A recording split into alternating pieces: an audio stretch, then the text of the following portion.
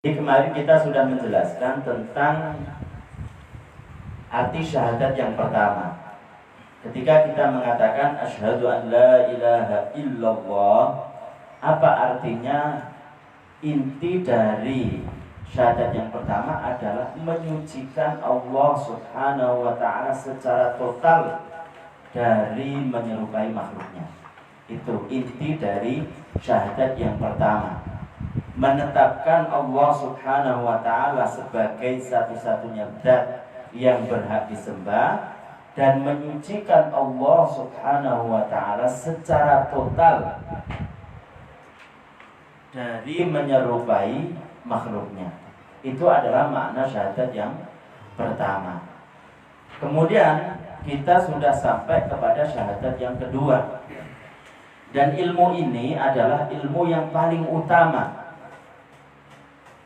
Ilmu akidah yang kita pelajari ini adalah ilmu yang paling utama. Nabi Muhammad SAW diutus, yang pertama didakwahkan apa? La ilaha illallah, qul huwallahu ahad. Salat belakangan, puasa belakangan, salat diwajibkan setelah Nabi Muhammad SAW Mi'raj, iya kan? Jauh setelah Nabi SAW diturunkan kepadanya pertama kali wahyu. Apa yang pertama kali beliau sampaikan? La ilaha illallah Muhammadur Rasulullah. Jadi ukuran seseorang tersebut untuk selamat dan tidaknya itu adalah keimanan. Iman itu apa? Meyakini seyakin-yakinnya hanyalah Allah, zat yang berhak disembah, dan menjauhkan sejauh-jauhnya Allah Subhanahu wa ta'ala dari sekutu, dari persekutuan, dari menyerupai makhluknya. Itu yang ditanamkan oleh Nabi Muhammad SAW sampai beliau Nabi Muhammad dihina. Itu apa yang pertama kali? Pertama kali yang ditanamkan kepada umatnya tidak ada lain kecuali asyhadu an la ilaha illallah wa asyhadu anna Muhammadar Rasulullah. Jadi ukurannya itu bukan sholat. Orang kalau tidak sholat berarti tidak masuk surga. Dilihat dulu. Kalau orangnya masih meyakini tentang kewajiban sholat, masih meyakini kewajiban puasa Ramadan, tapi dalam hatinya masih meyakini bahwasanya Allah satu-satunya zat yang berhak disembah, tidak ada Tuhan yang berhak disembah kecuali Allah. Allah tidak serupa dengan sesuatu pun dari makhluknya. Nabi Muhammad adalah utusan Allah. Apa yang disampaikan oleh Nabi semuanya adalah benar. Maka masih ada kemungkinan diampuni oleh Allah Subhanahu wa ta'ala. Intinya dia masih muslim. Dan akhir-akhirnya seandainya Allah Subhanahu wa ta'ala tidak mengampuninya, seberapa lama? Tidak lama. Intinya akhir-akhirnya dia akan masuk surga. Seandainya dia tidak sholat tapi masih meyakini kewajiban sholat karena malas saja, atau dia tidak puasa wajib tapi masih meyakini bahwasanya puasa Ramadan itu wajib, tidak puasa sekedar malas, maka orang masih ada keimanan pada dirinya, masih ada arti asyhadu an la ilaha illallah wa asyhadu anna Muhammadar Rasulullah, masih ada kemungkinan untuk diampuni oleh Allah Subhanahu wa ta'ala. Itu keistimewaannya.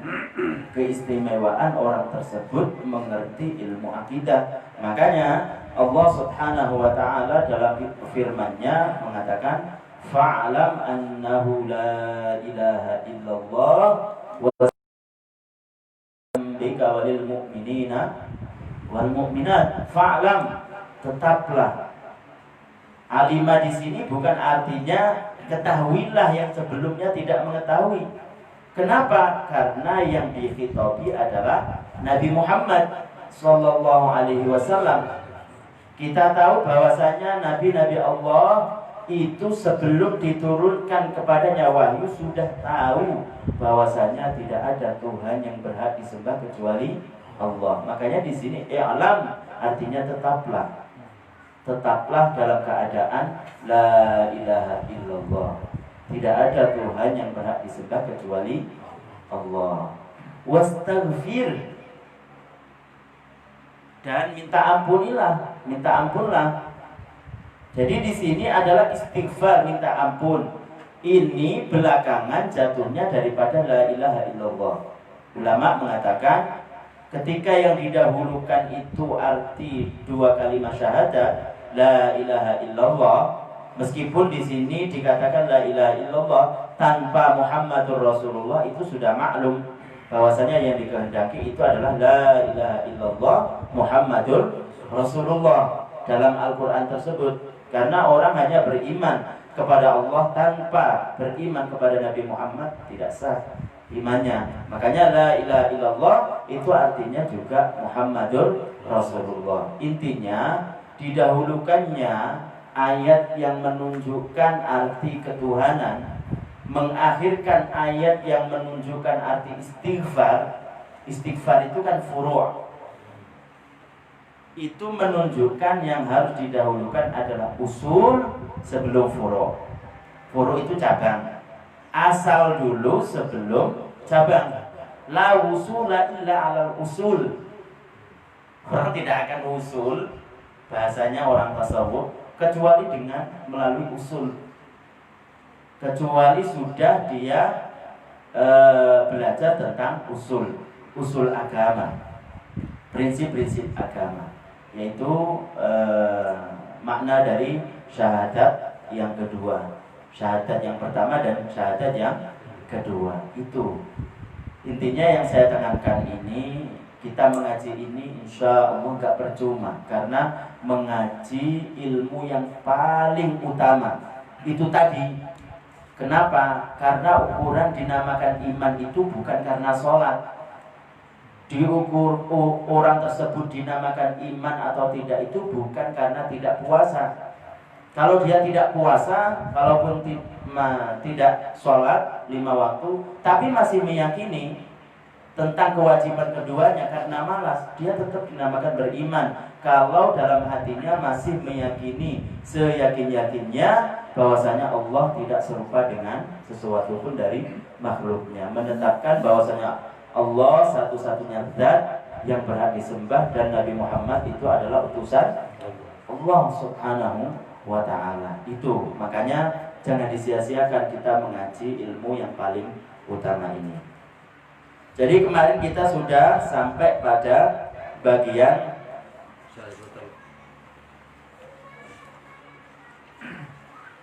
yang mana?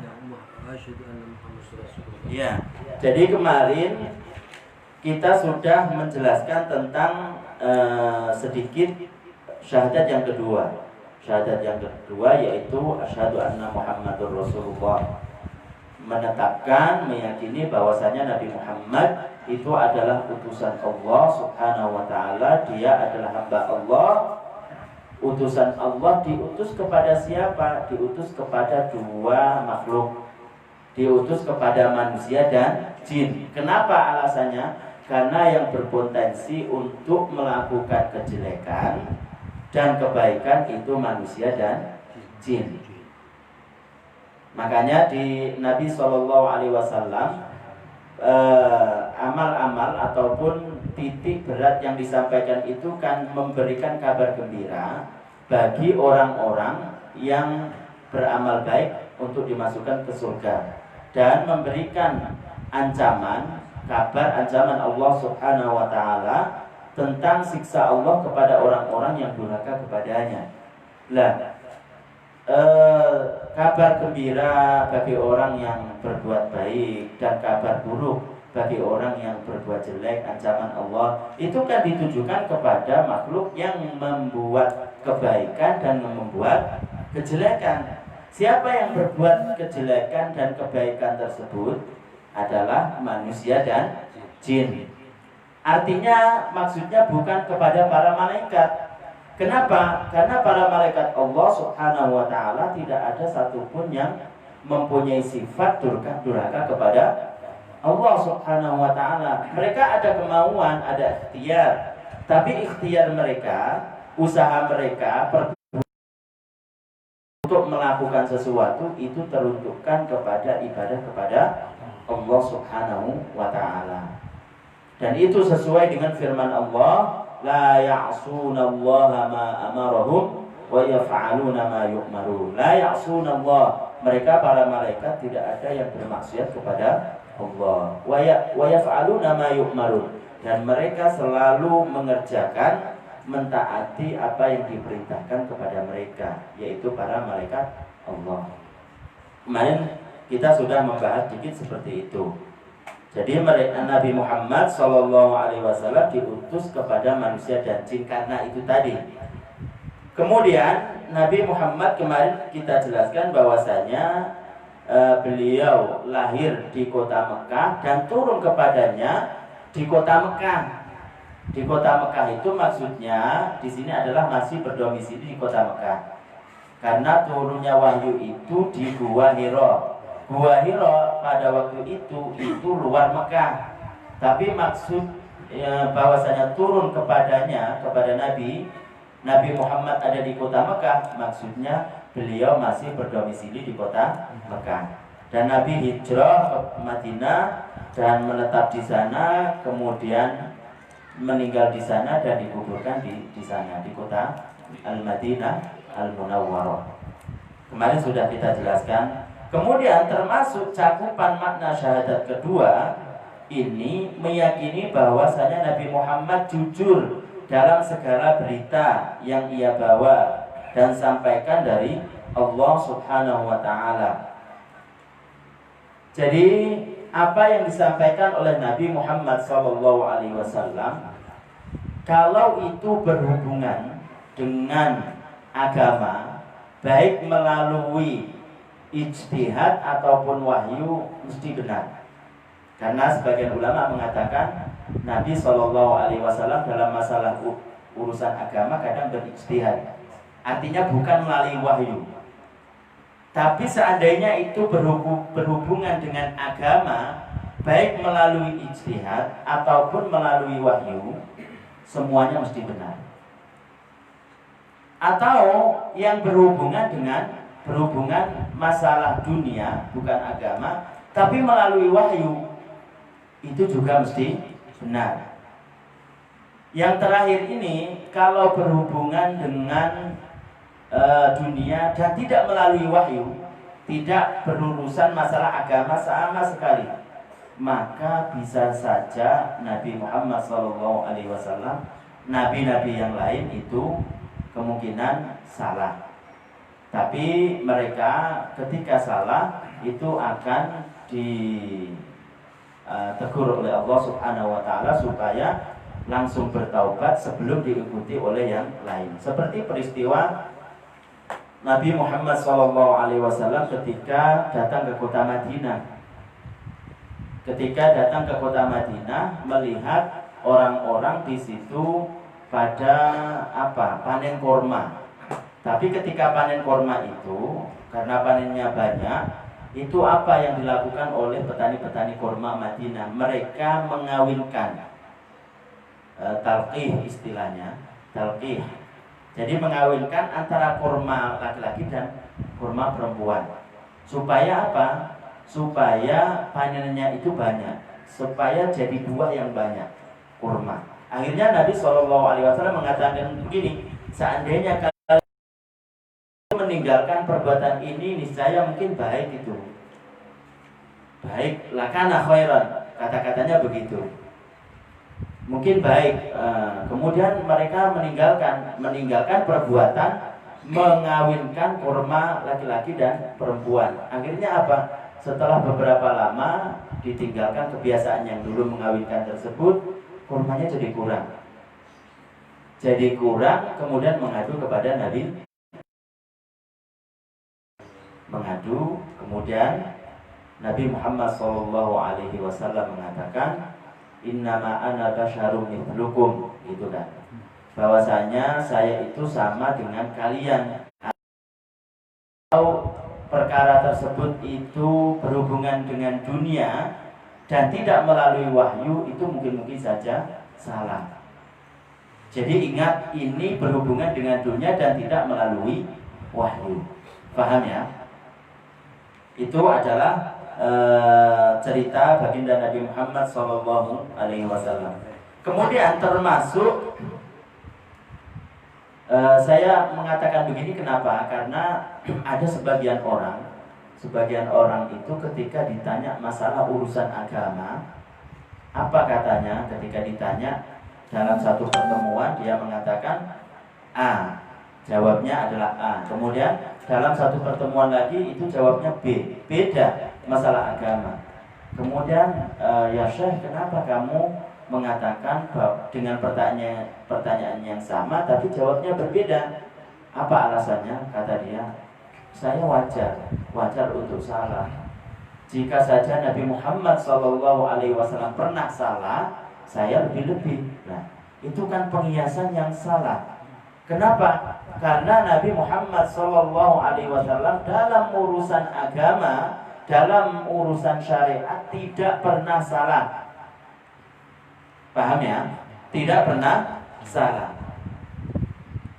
Jadi tidak benar seperti itu. Nabi Muhammad SAW apa yang disampaikan semuanya benar.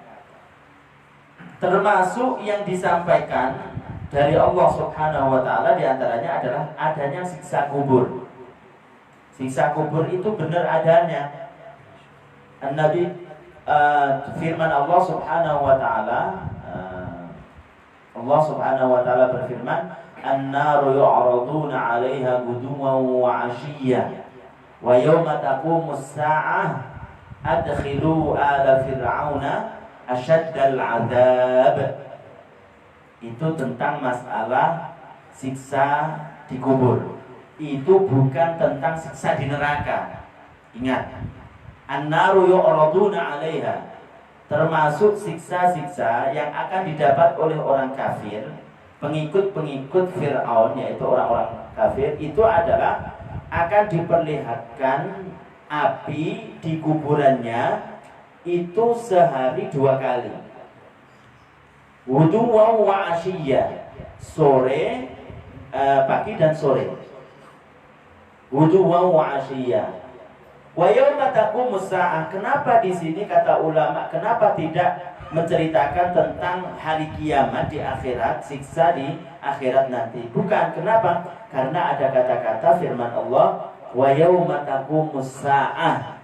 Dan ketika hari kiamat terjadi, berarti kan belum terjadi kan? Dan tidak mungkin itu di dunia. Kenapa? Orang-orang kafir di dunia nggak ada yang seperti itu. Malah yang di dunia itu orang-orang kafir diberi rezeki oleh Allah Subhanahu wa Ta'ala yang banyak. Mereka mewah-mewah. Berarti kata ulama, kalau di dunia tidak, kemudian di akhirat juga tidak, karena ada kata-kata wa yauma taqumus sa'ah, berarti di situ di antara dunia dan akhirat, yaitu di alam barzakh. Ini dalil nas Al-Qur'an yang menjelaskan bahwasanya ada namanya siksa kubur. Belum lagi dengan dibantu dengan hadis-hadis Nabi sallallahu alaihi wasallam. Hadis Nabi sallallahu alaihi wasallam, istanzihu minal bauli. Jadi jauhkanlah diri kalian dari mengotori dirinya dengan air kencing. Fa inna 'ammata 'adzabil qabri minhu. Karena kebanyakan siksa kubur berarti jelas-jelas ada nasnya. Walaupun sudah ada nasnya begitu, banyak yang mengingkarinya. Dari sebagian orang itu ada yang mengingkarinya, ada yang mengatakan hadis ini hadis yang enggak mutawatir dan lain sebagainya. Walaupun seandainya tidak seperti itu, tapi kan ada Al-Qur'an. An-naru yu'raduna 'alaiha ghuduwan wa 'ashiyya wa yawma taqumus sa'ah. Itu. Kemudian ini menjelaskan hadis ini, istanzihu minal bauli fa inna 'ammata 'adzabil qabri minhu. Istanzihu, jauhilah dirimu, jauhkanlah dirimu dari mengotori air kencing. Fa inna 'ammata 'adzabil qabri, karena kebanyakan siksa kubur minhu, dari mengotori air kencing. Artinya ini yang perlu kita tekankan, ketika orang tersebut itu kencing, itu hendaknya berhati-hati dengan percikan air kencing tersebut. Banyak orang-orang yang tidak sadar seperti itu. Makanya harus hati-hati ketika orang tersebut kencing, mengeluarkan air seni dan lain sebagainya, karena banyak percikan itu mengenai dirinya, mengenai orangnya.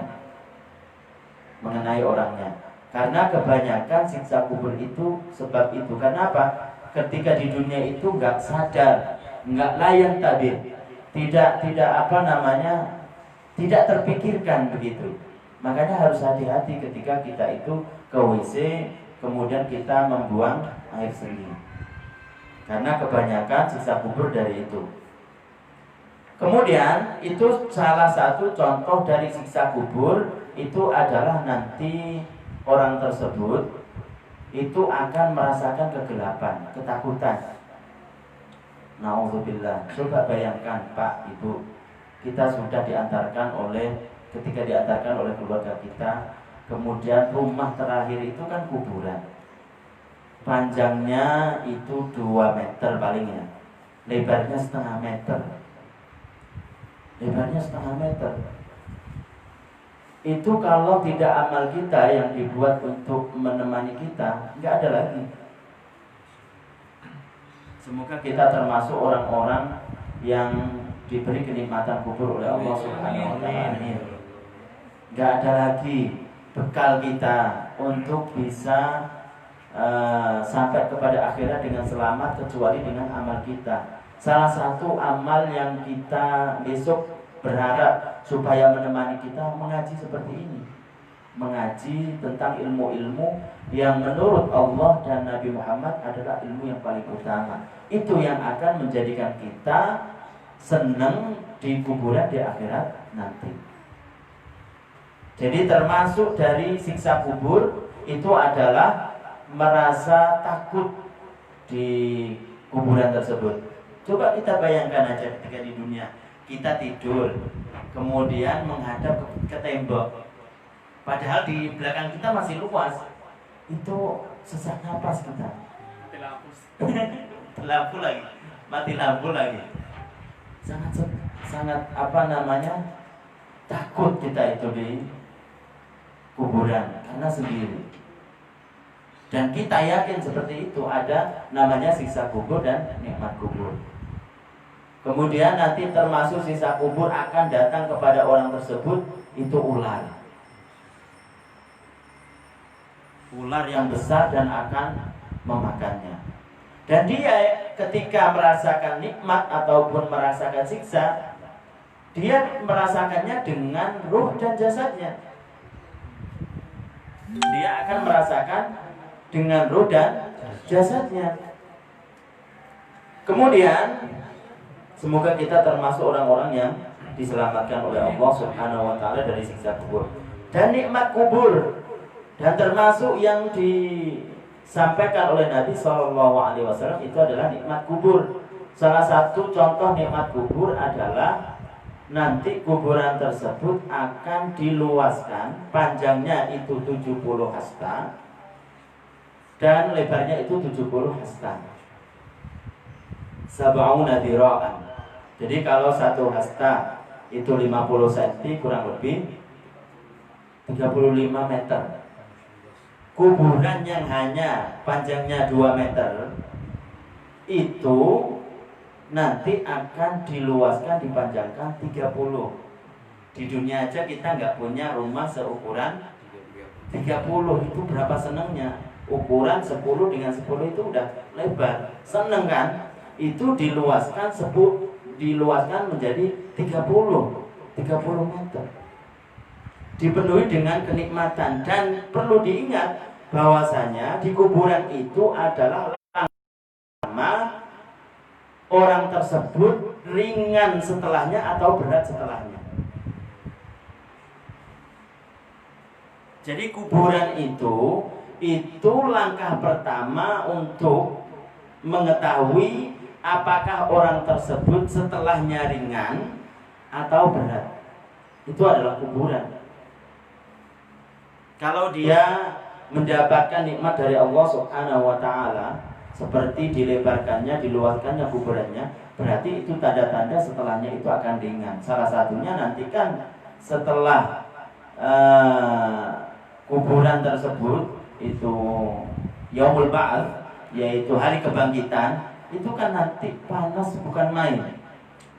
Panasnya kan bukan main. Itu nanti menjadi tanda bahwasanya orang ini termasuk orang-orang yang diberi keringanan oleh Allah Subhanahu wa ta'ala. Kalau di kuburannya mendapatkan kenikmatan dari Allah Subhanahu wa ta'ala. Termasuk dari nikmat kubur adalah kuburan tersebut akan diluaskan sebatas mata memandang. Wah ini. Dan ini mutawatir, artinya cerita tentang wali-wali Allah Subhanahu wa ta'ala ketika di dunia dia mendapatkan kenikmatan itu masih di dunia dan dilihat oleh orang-orang yang di dunia itu nyata. Seperti salah satu ulama, saya lupa namanya, kalau nggak salah Muslim Al-Khawlani atau siapa gitu. Intinya bahwasanya pada waktu itu dia sholat ketika malam selama 50 tahun dia itu sholat malam. Kemudian yang diminta apa? Artinya begini, yang diminta, ya Allah, jika engkau pernah memberikan kenikmatan bisa sholat di kuburan kepada orang sebelumku, maka berikanlah itu kepadaku. Setiap malam yang diucapkan seperti itu, sholat malam. Sholat malam.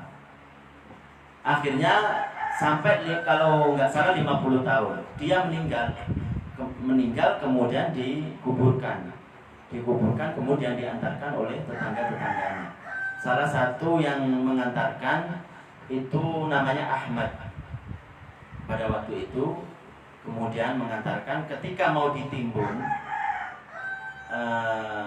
kuburan tersebut mau ditimbun, ada yang jatuh kemudian diambil oleh Ahmad ini.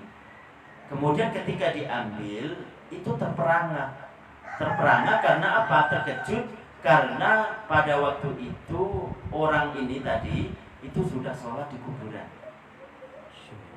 Katanya apa? Gitu. Katanya jangan bicara sama orang-orang lain. Gitu. Katanya jangan bicara kepada orang-orang yang lain. Orang yang kalau tidak mempunyai kekuatan, diberikan kekuatan oleh Allah Subhanahu wa ta'ala seperti itu, dia akan lari. Tapi Allah Subhanahu wa ta'ala memberikan kekuatan kepadanya supaya menjadikan contoh bahwasanya memang benar adanya nikmat kuburan. Memang benar. Kemudian ditimbun, sedangkan dia dalam keadaan sholat. Berarti apa? Berarti luas. Orang kalau umpamanya sudah ditimbun penuh dengan tanah, kan itu nggak ada tempat ruang kosong kalau tidak dilebarkan oleh Allah Subhanahu wa ta'ala. Berarti itu luas. Akhirnya apa? Ditimbun, semuanya sudah selesai, kemudian pulang kemudian ke rumah anaknya, ahli warisnya, anak perempuannya. Kebetulan dia mempunyai anak perempuan, kemudian tanya kepada anak perempuan tersebut, saya heran kenapa bapakmu amalnya apa sih ketika di dunia itu, kok bisa mempunyai nikmat seperti itu, bisa sholat? Setahu saya nggak ada, cuma kata dia pernah itu ketika saya bangun malam, kata anaknya, itu saya mesti melihat bapak itu sholat kemudian yang diminta seperti itu. Lah orang tersebut orang yang mendapatkan kenikmatan tidak mungkin sekedar dia sholat malam dengan meminta itu, hanya amal seperti itu kalau tidak ada amal-amal yang lain, yaitu seperti imannya adalah iman yang benar, iman kepada Allah Subhanahu wa ta'ala, menjauhkan Allah Subhanahu wa ta'ala dari menyerupakan makhluknya. Berarti orang tersebut adalah contoh dari wali Allah Subhanahu wa ta'ala yang istiqomah dalam perbuatan sunnah. Lah perbuatan sunnah itu tidak akan didapatkan kecuali sudah sempurna dalam menjalankan kewajiban, sudah melaksanakan perkara yang wajib. Itu berarti memang benar ada namanya nikmat kubur. Semoga kita termasuk orang-orang yang mendapatkan nikmat kubur. Amin. Kemudian pertanyaan dua malaikat termasuk nanti yang akan dan disampaikan oleh Nabi SAW itu adalah pertanyaan dua malaikat. Dan pertanyaan dua malaikat ini itu diperuntukkan kepada umat baginda Nabi Muhammad SAW. Umat yang dimana Nabi Muhammad diutus. Artinya pertanyaan ini tidak ada dalam umat sebelum Nabi Muhammad SAW. Tapi bukan berarti tidak ada siksa. Jadi ini ditujukan kepada umat baginda Nabi Muhammad SAW, baik umatul dakwah ataupun umatul ijabah. Umatul ijabah itu ya seperti kita orang muslim. Nabi SAW berdakwah kepada orang tersebut, kemudian dia mengabulkan dakwahnya, kemudian muslim. Atau umat dakwah, umat yang dimana Nabi SAW mengajak kepada mereka untuk masuk Islam tapi tidak mau dan mati dalam keadaan bukan muslim. Akan ditanya nanti oleh malaikat Mungkar dan Nakir. Malaikat Mungkar dan Nakir, malaikat ini malaikat yang menanyakan di kubur, katanya bentuknya itu aswadani azraqan, hitam kebiru-biruan. Iya. Sudah di tempat gelap, kemudian lebarnya nggak seberapa, didatangi malaikat yang warnanya itu hitam kebiru-biruan, menakutkan. Makanya benar kalau orang tersebut itu bukan beriman kepada Allah Subhanahu wa ta'ala, saking takutnya dia tidak bisa menjawab. Karena memang orang yang bukan muslim tidak akan bisa menjawab, meskipun ketika di dunia itu sudah menghafalkan beribu kali. Nanti kalau saya mati, kalau ditanya oleh para malaikat, nanti kalau ditanya siapa Tuhan kamu, nanti dijawab Allah Subhanahu wa ta'ala. Dihafalkan di dunia, tapi mati dalam keadaan bukan muslim, ada ucapan ataupun keyakinan ataupun perbuatan yang menyebabkan dia keluar dari Islam, maka dia tidak akan bisa menjawab. Tidak akan bisa menjawab. Siapa yang bisa menjawab itu adalah orang-orang mukmin. Allah Subhanahu wa ta'ala yuthabbit, menetapkan, memberikan kekuatan kepada hati orang muslim sehingga dia bisa menjawab. Bahkan ceritanya kalau didatangi malaikat, mereka itu senang. Bukan takut,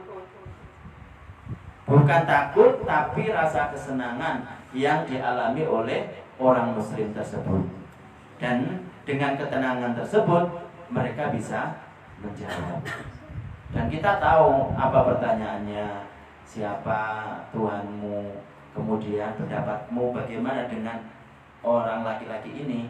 Orang laki-laki ini maksudnya siapa? Nabi Muhammad SAW. Itu dalam hadisnya begitu.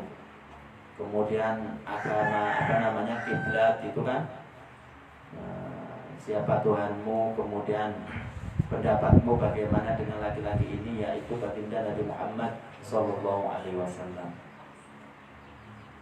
Kalau orang-orang kafir itu diceritakan, saya mengatakan seperti apa yang dikatakan oleh orang-orang.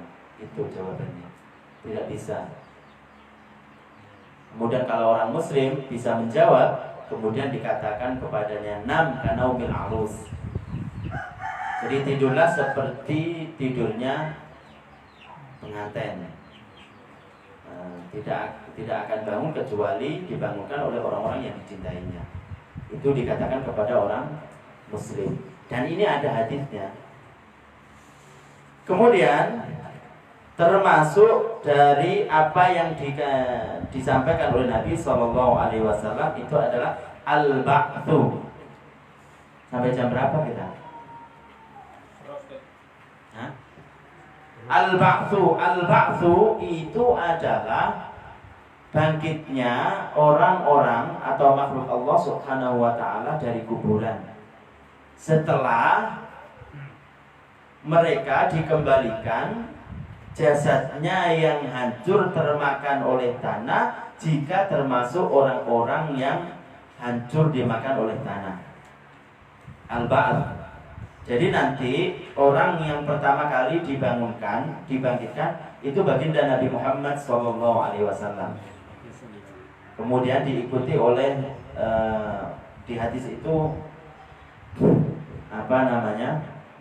Kalau nggak salah dibagi para sahabat ahli ridwan, itu termasuk orang-orang yang membantu, orang-orang pertama kali, sahabat pertama kali yang membantu dakwah baginda Nabi Muhammad SAW.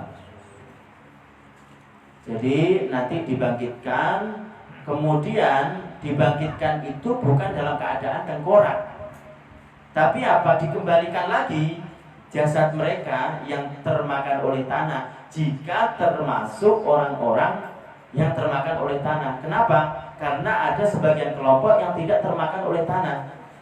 Salah satunya adalah para nabi. Nabi-nabi Allah Subhanahu wa taala jasadnya utuh, tidak termakan oleh tanah. Yang kedua adalah orang-orang yang membela agama Allah, mati dalam keadaan mati syahid, membela agama Allah. Yang ketiga adalah sebagian ulama yang mengamalkan ilmunya.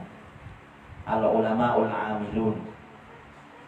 Orang-orang yang mengamalkan ilmunya itu tidak akan dimakan oleh tanah.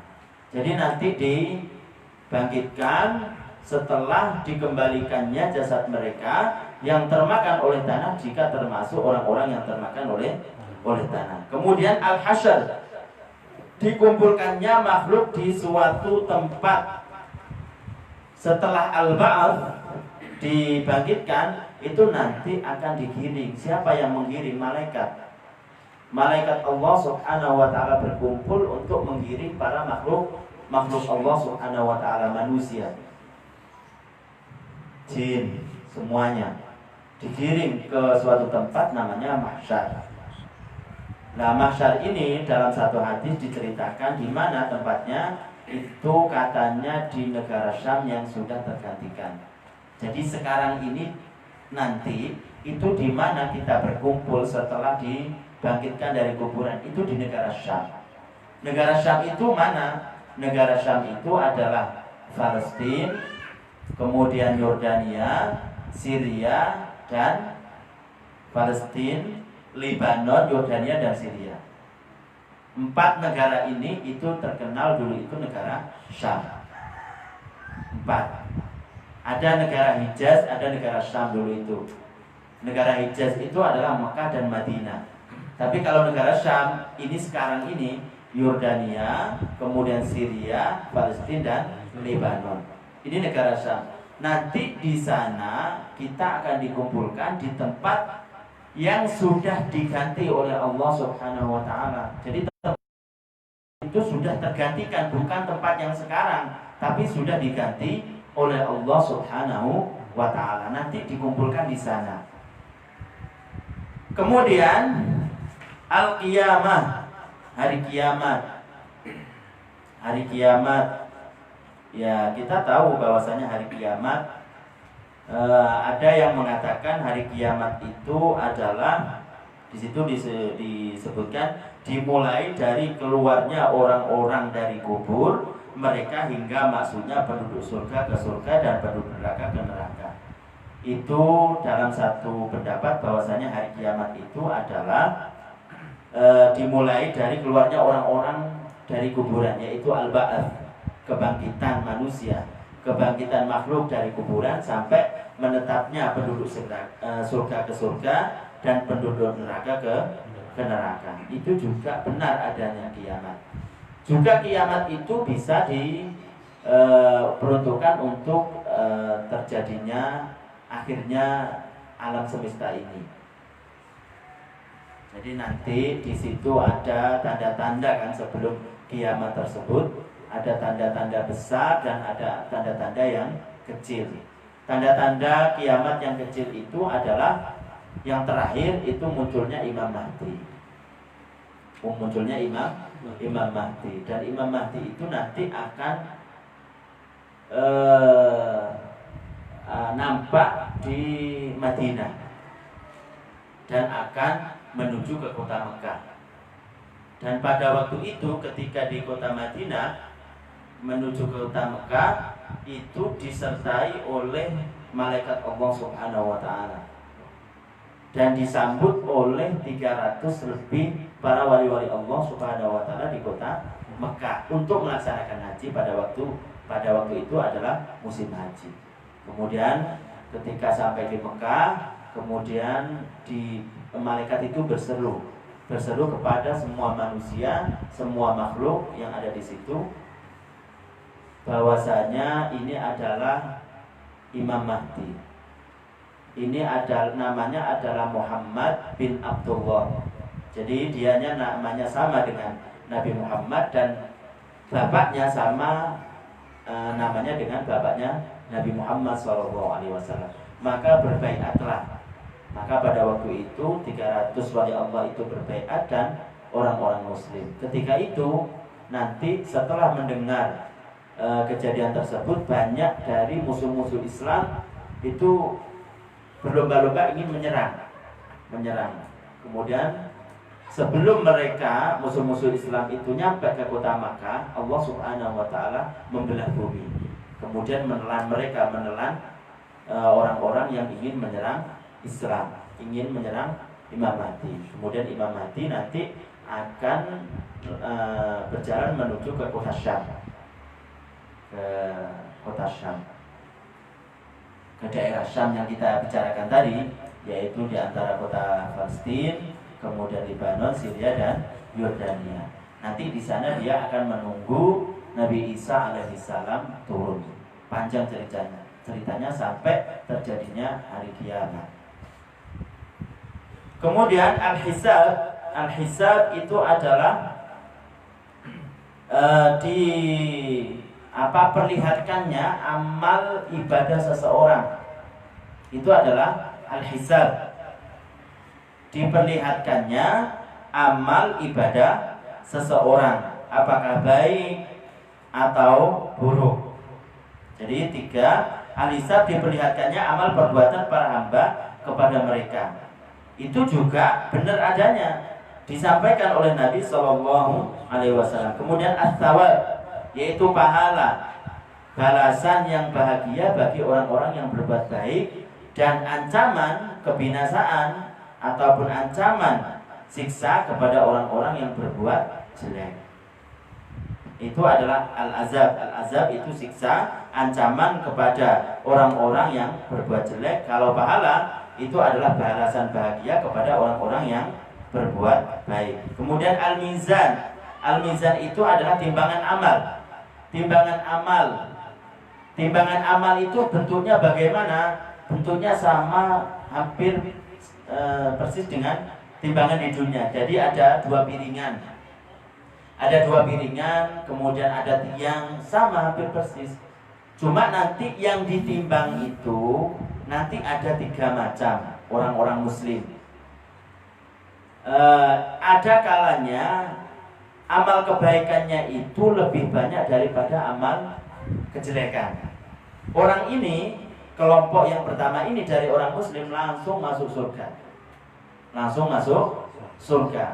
Kemudian ada kalanya timbangannya ini antara amal kebaikan dan amal kejelekan itu sama, maka juga sama dengan yang pertama, yaitu langsung masuk surga. Cuma yang pertama, yaitu derajat kenikmatan yang akan didapat. Karena apa? Karena yang pertama kebaikannya lebih banyak. Intinya tidak masuk neraka dulu. Yang kedua ini karena antara kejelekan dan kebaikan itu sama. Kemudian yang terakhir itu orang Muslim, kejelekannya itu lebih banyak daripada kebaikannya. Maka yang terakhir ini tahta masyiatillah. tahta masyiatillah ini di bawah kehendak Allah Subhanahu wa taala. Yang penting muslim saja, maka kemungkinan yang terakhir ini kejelekannya itu lebih banyak, itu diampuni oleh Allah Subhanahu wa taala, langsung masuk surga. Kalau tidak diampuni, maka nanti dia akan masuk neraka. Dan kalau masuk neraka, itu kemungkinan dia akan mendapatkan syafaat baginda Nabi sallallahu alaihi wasallam. Yang penting satu apa? Muslim, mukmin, meskipun dia masuk neraka, itu kemungkinan dia itu akan mendapatkan syafaat baginda Nabi sallallahu alaihi wasallam. Nanti kita jelaskan bagaimana itu kasih sayang Allah Subhanahu wa taala kepada orang muslim. Sudah mau masuk neraka, mendapatkan syafaat baginda Nabi sallallahu alaihi wasallam. Karena syafaat Nabi ada syafaat lil inqadh, sama sekali tidak masuk neraka, ada kalanya mengurangi masa. Masih saja. Yang penting dia adalah muslim. Itu. Ya, muslim yang mukmin itu bagaimana? Yang ini yang kita ceritakan ini. Dia adalah meyakini seyakin-yakinnya bahwasanya Allah satu-satunya zat, esa, artinya tidak ada sekutu bagi Allah Subhanahu wa taala. Ini tidak sekedar dia itu sholat, puasa, tapi dalam keyakinan yang menjerumuskan kepada dia pada melawan makna dua kalimat syahadat. Bukan begitu. Meskipun dia haji, puasa dan lain sebagainya. Jadi itu yang penting adalah orang muslim. Tapi kalau orang kafir, itu nanti akan diletakkan pada satu piringan. Karena satu piringannya itu enggak ada kebaikan sama sekali. La hasanata lahu. Orang kafir itu tidak ada kebaikan sama sekali di akhirat nanti. Kebaikannya dilimpahkan ketika di dunia. Maksudnya kebaikannya itu, kasih sayang Allah kepada orang kafir itu maksudnya memberikan rizki. Jadi kasih sayang Allah kepada orang kafir itu bukan artinya adalah mencintai. Karena Allah Subhanahu wa taala tidak akan mencintai orang kafir. Tapi artinya adalah memberikan rezeki di dunia. Jadi mereka kebaikan-kebaikannya itu dilimpahkan ketika di dunia. Ketika mereka meninggal itu adalah awal bencana bagi mereka.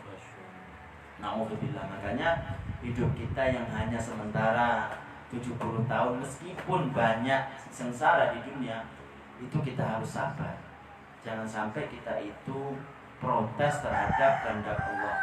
Jangan sampai kita itu melawan. Bahkan itu kalau orang mukmin yang sempurna, itu adalah ladang pahala bagi dia. Sebanyak-banyaknya dia ingin mengambil pahala dari apa yang dicobakan kepada dia.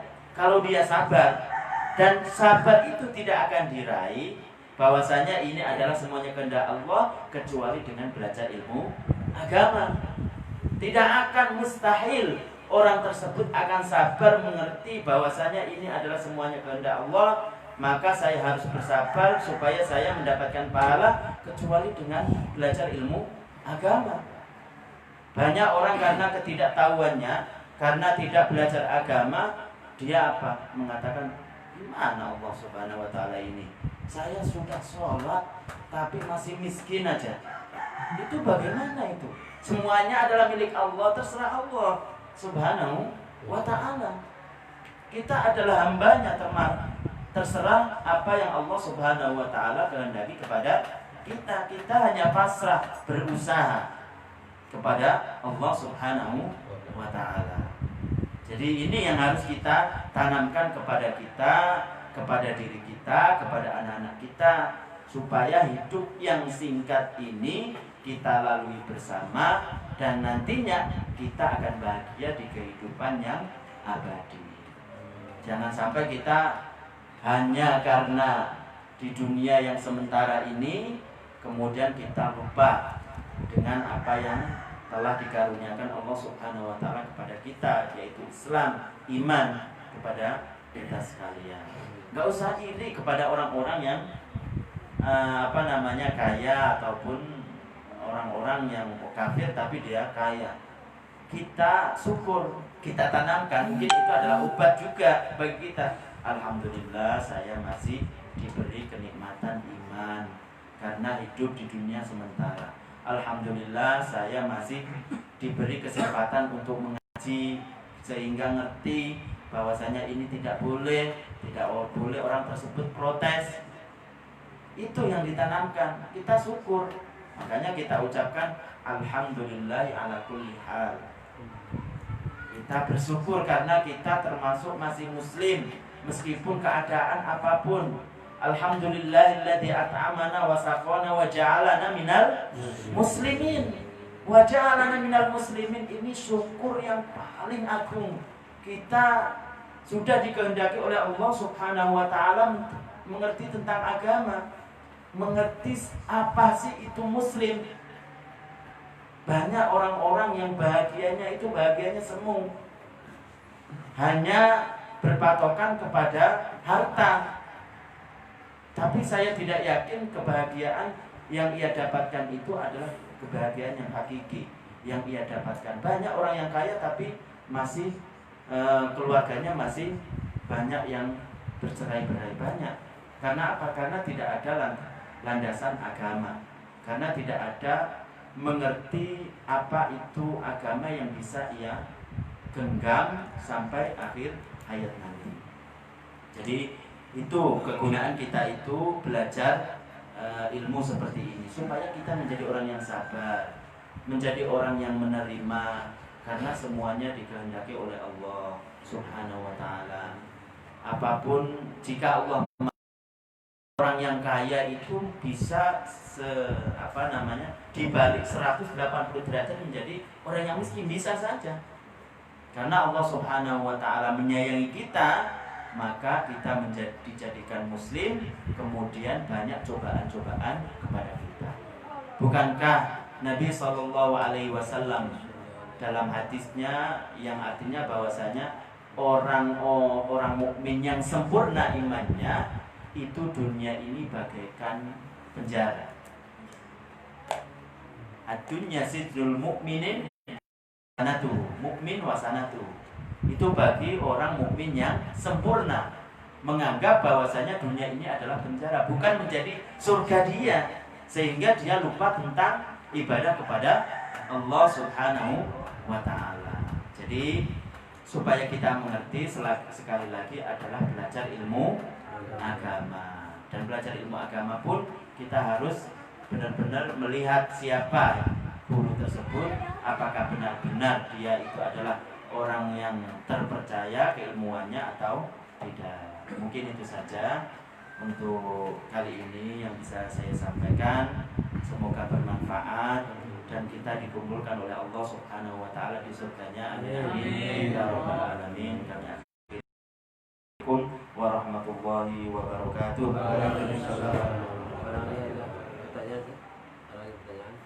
Ada pertanyaan? Kalau nggak ada kita tutup. Barangkali ada yang bertanya. Mungkin ada, saya akan bertanya yang tadi berkaitan dengan umat ijabah. Hanya penjelasan secara jelas. Ada umat ijabah, ada umat dakwah. Seseorang yang hidup setelah Nabi Muhammad, tadi sampai sekarang, itu termasuk semua umat Nabi Muhammad. Cuman berbedanya ada umat yang ijabah, artinya umat yang didakwai agar masuk Islam, dia menerima. Kemudian ada umat yang dakwah, yang didakwai untuk masuk Islam, dia tidak mengijabahi, mengabulkan, tidak masuk Islam.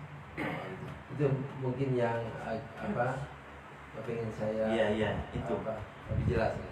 Jadi ada umat dakwah, ada umatul ijabah.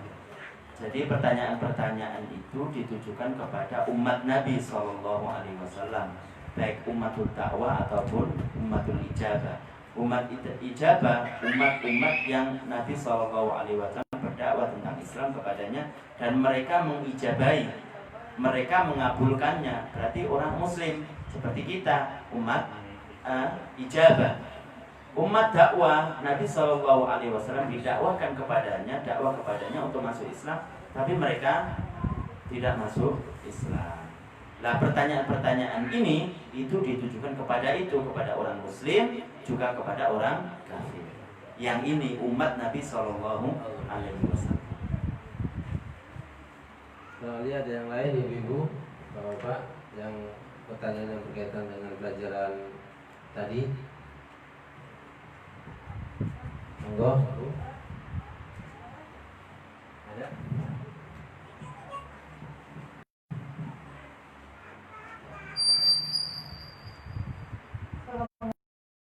Wabarakatuh. Waalaikumsalam warahmatullahi wabarakatuh. Pertanyaan saya begini, Ustaz.